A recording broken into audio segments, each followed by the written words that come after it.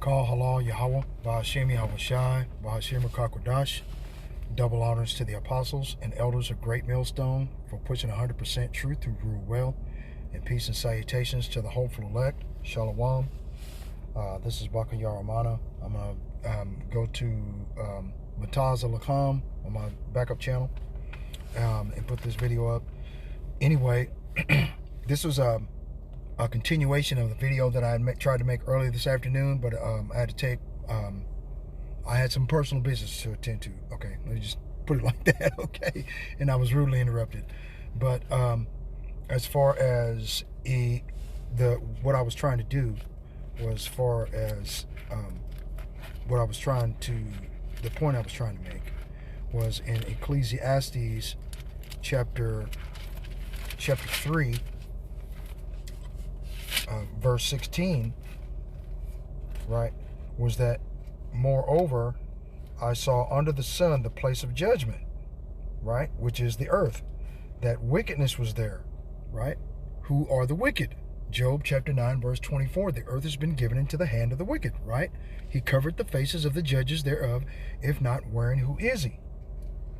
And the place of righteousness, where the Israelites dwell, the temple of the Lord, the tabernacle of Yahweh Ba'ashem Yahweh Shai, right?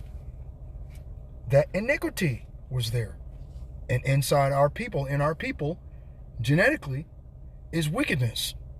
You know, from being scattered amongst the nations, where we dealt treacherously with the Lord and turned our back to him and not the face, on our knees like we were supposed to, right? So the Most High God, Yahweh Ba'ashem Yahweh Shai, you know, basically punished us by scattering us amongst the nations, where we learned the way of the heathen, their mannerisms, their clothing. We learned their food. We learned all of the things that we were not supposed to do, right? Okay, and plus, in addition to that, we picked up all of these false gods and ideologies. You know, you got Negroes, Latinos, and Native Americans calling on Allah and Alu Akbar and all that other bullshit, right? I mean, it all stems back to Jacob and Esau at the end of the day. Like I said before in the earlier video, Esau sold his birthright for one morsel of meat, like it says in Hebrews chapter 12, verse 16, lest any fornicator or profane person as Esau, who for one morsel of meat sold his birthright, which was immortality in the kingdom of heaven on earth, right? Because the Most High God ruleth in the kingdom of men, and giveth it into the hand of whomsoever he will, and setteth up over it the basis of men. And the basis of men in this biblical context are these Edomites, like you see on this devil on the screen in front of you. In the name of manifest destiny, right? Christianity, right? And Caesare Borgia, aka Jesus Christ, that look like these Edomite devils. They stole this land of what is called America today, what it was originally called Azareth, was stolen by these people that you see on the screen in front of you. Okay? And the people that were indigenous to this land, which are the 10 tribes of Israel, that the Edomites say that they were lost, okay? They weren't lost. They were called savages and every goddamn thing, other racial epithet that you could come up with, okay, in order to justify these devils doing wickedness and evil, right? And so what happened, they took this land. They put the people that were here already in reservations. They shipped them over to other countries, okay, through the transatlantic slave trade, the African slave trade, the sub-Saharan slave trade, and the triangular slave trade, and the reverse triangular slave trade. Now it's called human trafficking, right? See, these people are the terrorists of the entire world. They are the terrorists, okay? You can't actually say the word because the motherfuckers will flag your video and take it down. Goddamn devils, man. These people are wicked. They are the wicked of the entire earth, man. Who does that? Goes to other people's country, shake hands with them, wait till their back is turned, you build up trust with the indigenous population, and then you betray them. You cut off their hand if they don't find gold. You rape their women in front of them and cut their rod off. You murder their unborn babies and cut out the pregnant women's babies and the fetus and slam it against the fucking rocks. You feed the fetus to a dog in front of their family. Right? Who does that shit, man? This is the history of these goddamn Edomite devils you see in front of you. Okay, and then now their wickedness has come up before the Lord, right? So judgment is there, right? Verse 17, Ecclesiastes 3:17, and I said in my heart, Yahweh shall judge the righteous and the wicked, for there is a time there for every purpose and for every work. Okay, let's go to the book of Ecclesiasticus. Okay, the book of Sirach. If I can get to it. Book of Sirach, chapter 10, verse. It's like it. Wisdom song got in the way. Okay, Ecclesiasticus chapter 10, verse 14, right? The Lord hath cast down the thrones of the proud princes and set up the meek in their stead. Right? And this is what these devils are afraid of. Okay? Let's go over here to Numbers. Salakia. I mean, you know, this is my lunch break. I'm at the plantation, so please bear with me. Numbers chapter 24, verse 20. And when he had looked on Amalek, right? Amalek looks just like this devil in front of you, right? He took up a parable and said, Amalek was the first of the nations, but his latter end, and they are at their latter end, the least of the flock should draw them out, right? The least of the flock is Amalek at the latter end, the end of time. And these latter days were the Hebrew Israelites of the Holy Bible, the elect of the house of Israel, the remnant, the memorial of Israel, Zion, will consider it perfectly. Right? Where we have teachers no longer removed into a corner anymore, where we see our teachers on the unicorn, aka the internet, teaching us in which way we should read the biblical scriptures and have with perfect understanding, where we can consider our ways perfectly and remove ourselves willingly from the ways of Babylon the Great. Just in the nick of time before the Most High God opens the floodgate and the besom of destruction to exterminate all wickedness from off the face of the earth for all eternity. Right? Just in time. Numbers chapter 24, verse 20. And when he looked on Amalek, he took up his parable and said, Amalek was the first of the nations, but his latter end shall be that he perish forever. Okay? Ecclesiasticus chapter 10. It's like it.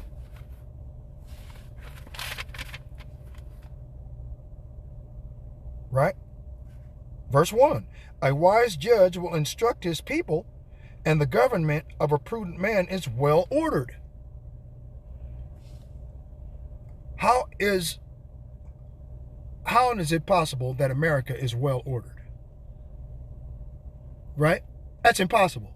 There's no order here. You got freedom of religion. Okay? That was the first thing that that Amalek, these Khazarians, okay, from Khazaria, from South Russia, took over when they took over that land. In 1948, they've only been Israeli since 1948. In 1860, these devils had started calling themselves Israelites. Before then, they started calling themselves of the other nations in which they took over by conquest. Right? Scottish, Irish, English, right? Okay, and other lands, Brazilian. Okay, they just recently took over Australia. I think Australia was the last country these bastards colonized in front of our faces, right? In recent history, in the last 200 years, along with South Africa. What the fuck? Everybody knows that Africa is nothing over there but dark-raced people. When Miriam, the wife of Joseph, the parents of the person you ignorantly call Jesus Christ, whose name is Yahweh Shah HaMashiach, were instructed by an angel to flee the persecution of King Herod and the destruction of babies 2 years old and younger, flee ye into Egypt. In the center of the place they call Africa right today, the land of the Canaanites, the Hamites, is Africa. In Africa, right? And in the center there is Egypt, right? Now, since that's the case, and they were the parents of the Son of the Most High on earth, okay? The Son of the Most High on earth, Yahweh Shai HaMashiach, when he came to earth in human form, okay? Again, for the third time, I think, okay? What happened was, ta-da, they went to Egypt. You couldn't find him. For 12 years, you couldn't find him. This little boy growing up in Egypt, you couldn't find him. Okay, now they've put propaganda and posters out that if this was the true name of the Son of God, okay, and the Son of God was a so-called white man or an Edomite, right? And if that's the case, why is it that you couldn't find him? You can't find him in the middle of a race of dark melanated skinned people, or so-called black people. You can't find him because he looks just like them. His parents looks just like them. Right? So how the fuck can you call him his name Jesus when in 1543 or 1523, a man by the name of John Trissino created the letter J and put it in the English vernacular. Okay? So his name went from Iesus, which means son of Zeus, okay, to Jesus, earth pig, or yes pig. Really? That's what it names. That's what it means, man. You people don't do any research. And then when we try to tell you, that's what he say on the thing, you need to listen. Okay? The least of the flock should draw them out, right? Okay, Ecclesiasticus chapter 10, verse 2. As the judge of the people is himself, so are his officers. And what manner of man the ruler of the city is, such are all they that dwell therein. Everybody's into,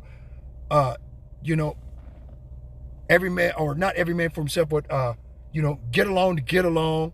If it don't bother me, if it ain't in my business, don't bother me. With this LGBTQ ideology. Freedom of religion. Freedom to do as thou wilt. Democracy. Right? So, that's the reason why the vast majority of the people in this country are going to be left here and melted, burnt to a cinder, turned to ashes. Okay, where their spirits will go up before the Most High God, Yahweh Ba'ashem Yahweh Shai, and give account for the things that they have done in their body, whether it be good or bad. And then the judgment will play out back here upon the earth. Okay? That includes all of these so-called Americans. Okay? The so-called white man, the devil the Bible speaks of. Okay? Now, let's go over here to Salakia. Deuteronomy, right? Chapter 25.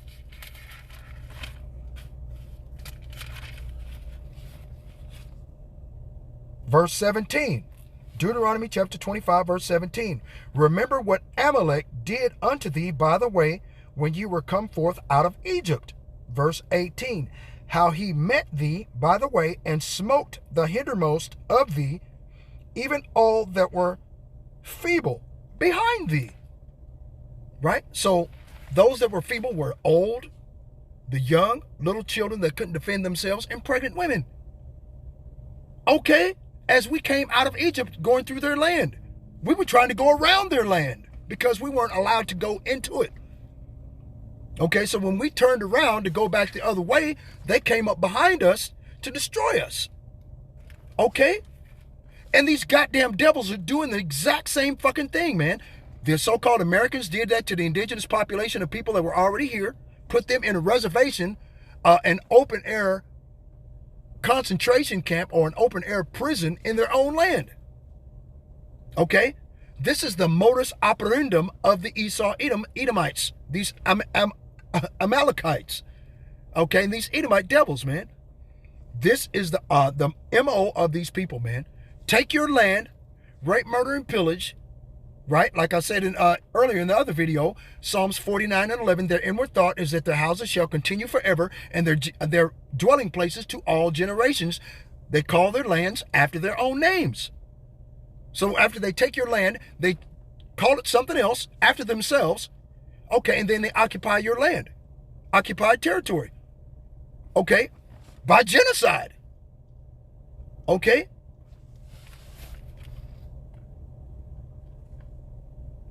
Deuteronomy chapter 25, verse 18. How he met thee by the way, and smote the hindermost of thee, even all that were feeble behind thee, when thou wast faint and weary. And he feared not God. Psalms 55, what is it? No, is it? Yeah, it's 55 and 19. Psalms 55 and 19, right? The Most High God, Yahweh Ba'ashem Yahweh Shai, shall afflict them, he that abideth of old, Selah. Ancient of days, right? Yahweh Ba'ashem Yahweh Shai, the creator of the heavens, the earth, the sea, all that is therein in the foundations of water, right? Okay? He shall afflict him, he that abideth of old, Selah, because they have no changes. Therefore they fear not God. These people don't fear God because they think that they are God. That's the reason why they were blessed with the fatness of the earth, the dew of heaven from above, and to live by the sword.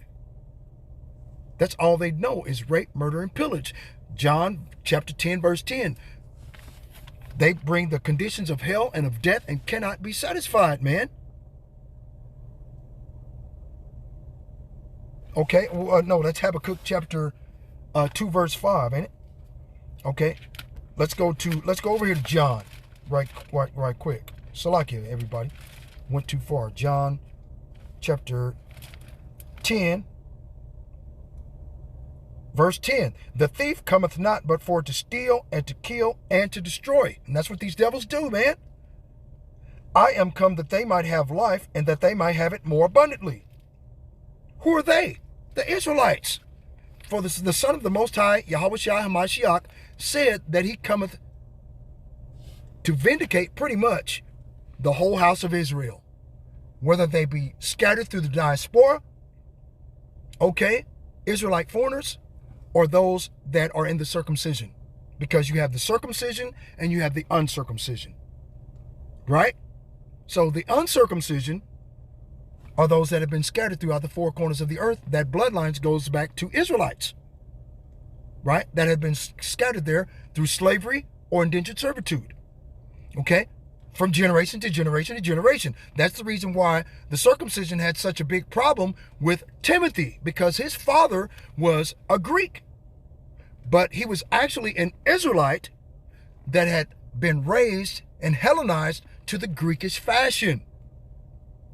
Now, if you want to know what Hellenized mean, look up Hellenized or Hellenization on the Google search engine instead of watching TikTok and World Star Hip Hop. That way you know what we're talking about, how it pertains to those that have been scattered through the diaspora or the dispersion or the scattering of our people amongst different cultures, nations, belief systems, right? Because you have Israelites that have been scattered to all nations that look like the nations. Those are the spiritual Israelites being that Paul referenced to. Okay? They look like the nations, but if you go back 3 or 4 generations, that same person had dark melanated skin, and their father from that point was an Israelite man. Okay? That had been scattered in chains and yokes and fetters of iron around his neck, hands, and feet in whichever land that they were scattered to. It's that simple, man. Okay, Deuteronomy chapter 25, verse 19. Therefore it shall be when the Lord Yahweh Ba'ashem Yahweh Shai, thy power, hath given thee rest from all thine enemies round about, in the land which the Lord Yahweh Ba'ashem Yahweh Shai, thy power, giveth thee for an inheritance, which is Israel, because the Palestinians are not the people and the Israeli are not the people. The people of that land are us, Negroes, Latinos, and Native Americans, and we've been scattered. We're possessions to these devils, like it says in Zechariah 11, verse 5, whose possessors slay them and call themselves not guilty. and say, blessed be the Lord, for I am rich, where their own shepherds pity them not, right? The shepherds of the flock, which would be these false apostles and pastors, Geno Jennings, T.D. Jakes, Creflo Dollar, Frederick K. Price, Bishop Nate IUIC, for example, General Shithead over there at ISUPK, you know, and all of these other false apostles. I don't know who this asshole just came up out of nowhere saying that he used to be in One West. I forget his name. You know, he may be an elder, but I mean, you turned your back on the plow, brother. The Most High looks at you as one of the heathen men. You're a heathen now. Okay? Shit. He had a righteous place for you, but you turned your back on the plow for over 30 motherfucking years. Now you want to come in at the last hour and expect to be forgiven?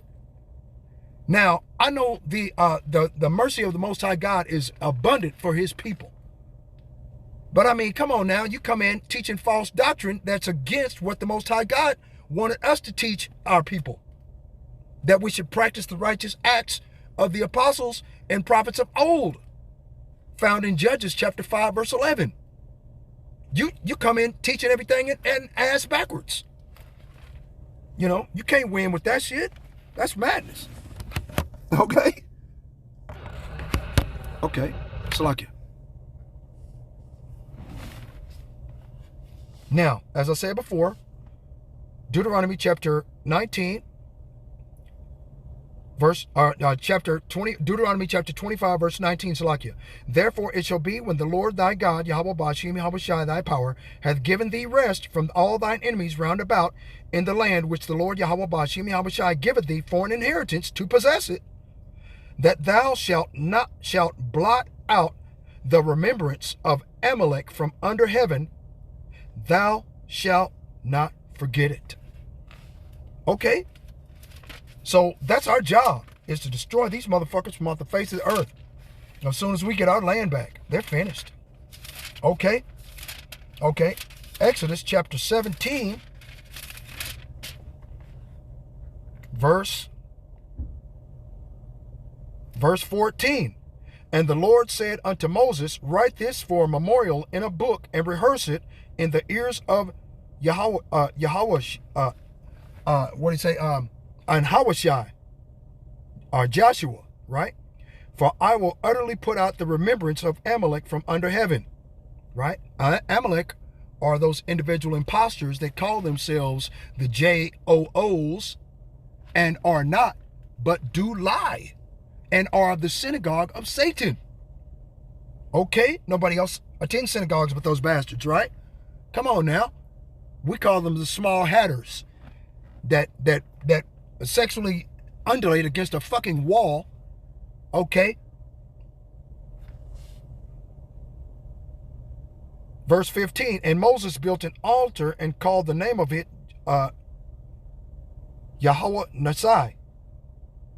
For he said, because the Lord Yahweh Ba'ashem Yahweh Shai has sworn that the Lord Yahweh Ba'ashem Yahweh Shai will have war with Amalek from generation to generation. Okay? So the Most High God has not forgotten the blood that you bastards have shed of the children of Israel by the force of the sword, and the time that their iniquity, and the time of their calamity, and the time that their iniquity had an end. Numbers chapter 35, verse 33. So ye shall not pollute the land wherein ye are, for blood it defileth the land. And the land cannot be cleansed of the blood that is shed therein, but by the blood of him that shed it. Right? So these devils, they're scared now. I'm scared they're gonna kill us. Hell yeah. So how the fuck are you and Amalek is a professional victim. You know? They'll come into your land, steal your land, shoot you in your fucking face, kill you, put the knife in your hand and say you tried to hurt them. That's the MO of these Edomite devils. Okay? Now, let's go to Jeremiah chapter 49, verse 20. Salakia. Okay? Jeremiah chapter 49, verse 20. Therefore hear the counsel of the Lord that he hath taken against Edom and his purposes, that he hath purposed against the inhabitants of Teman. The inhabitants of Teman are Amalek. Amalek is the first of all the nations, but the Lord hath said he shall utterly perish forever. Remember? Okay. Surely the least of the flock, Teman, Amalek, the small hatters, shall draw them out. Dedan, America, EU, NATO. Draw them out to where? To war. Surely he shall make their habitations desolate with them. Right? Jeremiah 49 and 22. Behold, he, being Yahweh Bashim Yahushai, shall come up and fly as the eagle and spread his wings over Bozrah. And at that day shall the heart of the mighty men of Edom be as the heart of a woman in her pangs. Listen to this. Well, the United States is ramping up additional assets, money, weapons to the Middle East. Israel says it will wipe Iran off the face of the earth if Hezbollah intervenes in Gaza. The Turks seem to be motivated to mediate. We heard from Erdogan over the past few minutes saying he would like to mediate a peace. This flies in the face of what Secretary of State Antony Blinken just said over the weekend, which is we're not interested in any kind of ceasefire, which is unbelievable. Joining me now is Colonel Douglas Macgregor. Colonel, it appears they're really going in the opposite direction with Blinken's comments yesterday and now Erdogan coming out and saying, hey, we're happy to mediate a peace here. No, I think that's true. And it looks as though the same people controlling events in Jerusalem are controlling events in Washington, and they are unanimous in their desire for a major war. And I don't think people understand the implications. People are viewing this as Hamas, as an enemy that richly deserves to be destroyed. There's no argument about that. The problem is, if you want to destroy Hamas, how do you go about doing it? And collective punishment that involves 2.2 million people is not a very popular way to do business. And particularly at this point in time, because the whole region is seething with anger over the attacks on the civilians in Gaza. There's no debate in the rest of the region about who's responsible. It's Israel. So you have the Israelis and all of their neighbors talking past each other. We are in a position to somehow or another address that and move this out of the realm of inevitable regional war into something more manageable. But there doesn't seem to be any interest in doing so. The United States moving aircraft carriers, additional assets into the region. You make the point that this, you're right there involved in this. This is a very dangerous prospect for the United States. Well, it is. And people don't seem to understand that today's Middle East is radically different from the Middle East of 20, 30, 40, 50 years ago. The last major war was the 73 war, where Egypt and Syria attacked Israel, and Israel ultimately prevailed, although it was from time to time touch and go. Today, the Arab states are far more, I would argue, cohesive. The governments are stronger. They have more technology at their disposal, and there's a greater willingness to weigh in collectively. And today we're also talking about Turkey and Iran as playing a major role, and as a result, Russia. Russia cannot sit idly by if Iran ends up being attacked by us. It will feel obligated to intervene because the Iranians have supported the Russians against the Ukrainian proxies. So this has the ingredients in it for a very major war. Now, we're escalating across the boards. We seem to think that escalation works. We've tried that in Ukraine. We've escalated and escalated and escalated, and today Ukraine is in ruins. My great fear is that if this regional war unfolds as I think it might, there may be no Israel at the end of it. Yeah, you're right. You write in your piece that Israel could become the next Ukraine if we don't watch out. How do you mean? Well, first of all, Hezbollah that sits up in the north is not simply backed by Iran, but we estimate they have 100 to 150,000 of their own fighters. Plus, some estimates are between 130,000 and 140,000 rockets and missiles, of which at least 40,000 are extremely precise. Now, there's enough armament in Hezbollah to destroy half of Israel. Hezbollah has made it clear that if, in fact, the Israelis march into Gaza with the objective of rooting out Hamas and without regard, frankly, to the loss of life there, and, let's be honest, if you're going to march into a city and fight, the notion that you can pick and choose your targets is absurd. So the loss of life will be enormous. This is the catalyst for a regional war, and the Iranians have said it. the Turks have said it. Everyone has said this is unacceptable. King Hussein, or not Hussein, but Abdullah in Jordan gave a brilliant speech in Cairo explaining that he shared the Israelis' horror at what had happened to them and thought that they had responded reasonably under the circumstances, but said collective punishment that involves 2.2 million people and driving them out of their homes and into the desert is simply unacceptable. And this is an impasse because we have a full court press in the United States to emphasize why we should be doing this, why we should be co-belligerents with Israel. And that's effectively what we're becoming in a very real sense. And that puts us at risk of confrontation with Iran, with the Turks, and with Russia. Israel over the weekend saying that they will consider civilians who are in the northern part, remain in North Gaza, terrorist accomplices, quoting. The Israeli military has told Palestinian civilians living there that if they don't evacuate south, they will be considered an accomplice in a terrorist organization. So trying to root out Hamas, going into these caves, this is going to be an absolute disaster. It's going to be, I mean, we've already seen how much of a disaster this is.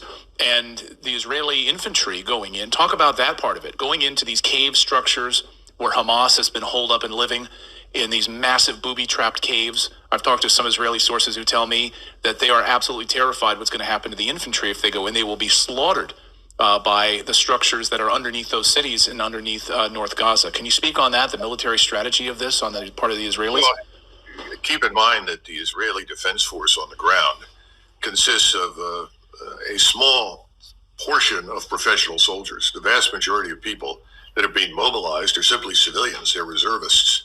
I've been told that these reservists are not nearly as well trained and prepared as their predecessors were in 1973.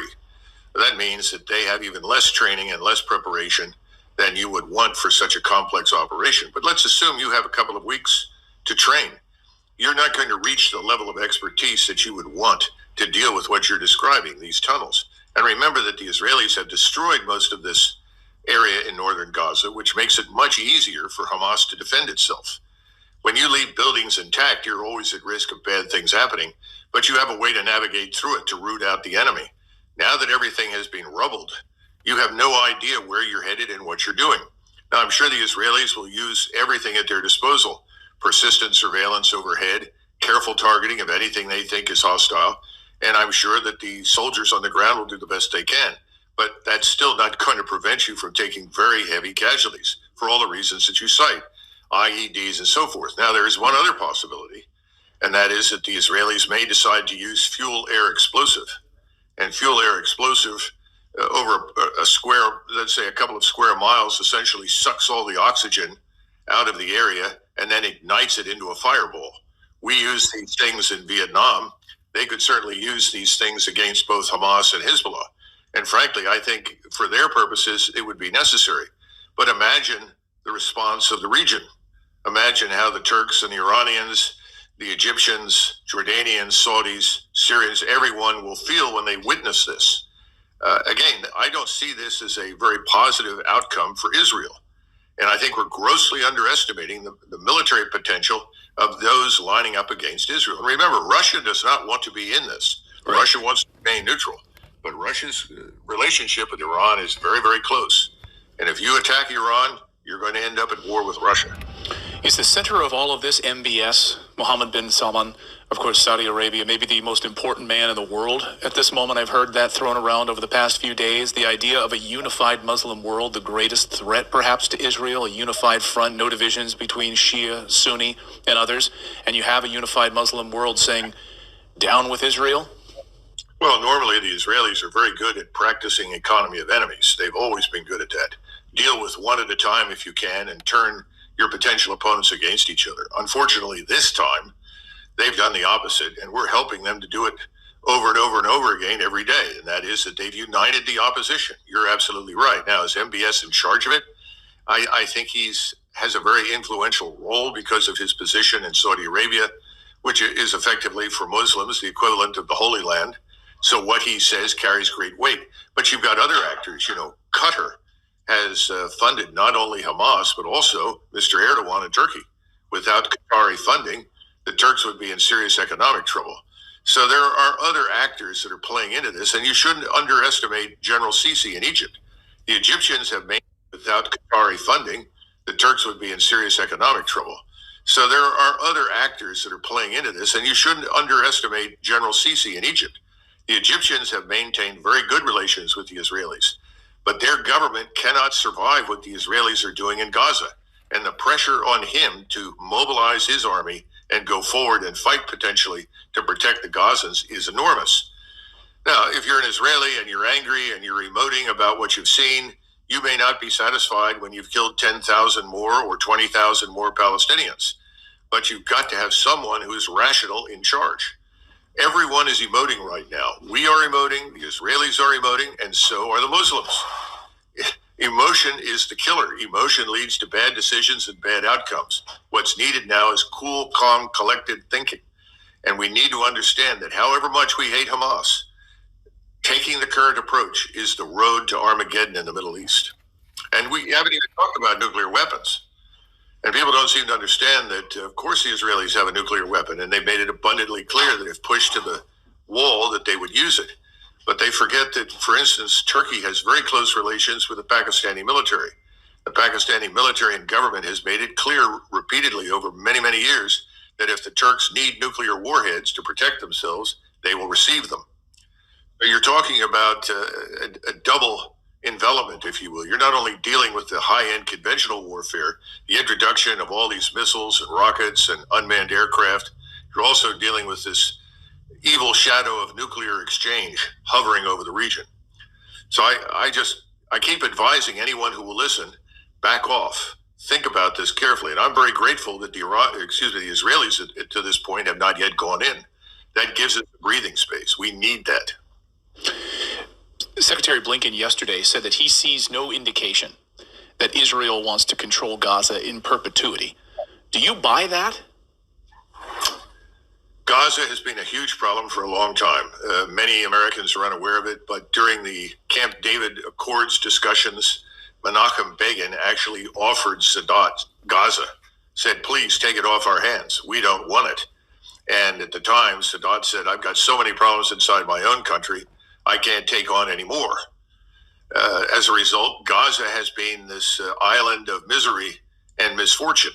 Now, you could certainly blame that to some extent on the inhabitants, but, people have referred to it, not without reason, as the world's largest open-air prison or concentration camp. Now, the Israelis have had to take stringent measures to protect themselves because Gaza is a permanent thorn in their sides. So I don't think they want it. I think they would like to remove it. The problem is if you push 2 million or 1.5 million or whatever it turns out to be Arabs into the Sinai, which is the real plan I think the Israelis would like to follow, you've just pushed the problem 20 miles away. Right. Hamas is more than people. It's an idea. It is steeped in hatred, but it is widely regarded in the Middle East because they will not surrender. It's a hydra. Right? Is it fair to call it a hydra? I mean, and it's not even top down from what I understand. It's not like you have some leader sitting at the top. You have a multiple-headed hydra that you cut one head off, it'll just keep popping up. Yes, absolutely. And I think the Israelis understand that, but their only solution is force. I think you have to somehow or another rob Hamas and others of their raison d'etre. Now, how do you do that? Well, you've got to reopen discussions about the future of the Palestinians, which is something else the Israelis don't want to do. They don't want a two-state solution. They regard that as a threat to themselves. And you have a substantial portion of the people supporting Netanyahu who think this is their opportunity to create a greater Israel that reaches from the Jordan River to the sea. Now, I understand all of these things. I'm an American. I'm not an Israeli. And I'm not unsympathetic. But I don't think it serves Israel's interest to pursue these goals. And if they do, we and they are going to be drawn into a very large regional war in the Middle East. And what have we got to send? We can certainly send ships, although you've got 90 aircraft on each aircraft carrier, of which 40 or 50 are attack aircraft. You have a flotilla that's there largely to protect the carriers so they can launch their strikes. But they're also operating from a very long way offshore, so far that they may have to land in Israel after executing their strikes to refuel. Then they're up against air defenses. Now, the air defenses that are there are Russian, but they're also part of Syria. Those air defenses can be turned to use against us, so we'll probably lose aircraft. Then the question is, if you can't influence things on the ground in Israel, what can you do? We have no army. We really have no army anymore. It's down to about 450,000. It's a shadow of its former self. If you can't put forces on the ground, you're not going to change anything. And the Israelis, again, they're talking about a force of 470,000 to 500,000. That's larger than the U.S. Army. 2,000 Marines offshore, 2,000 special forces working with the Israelis are not going to win a war.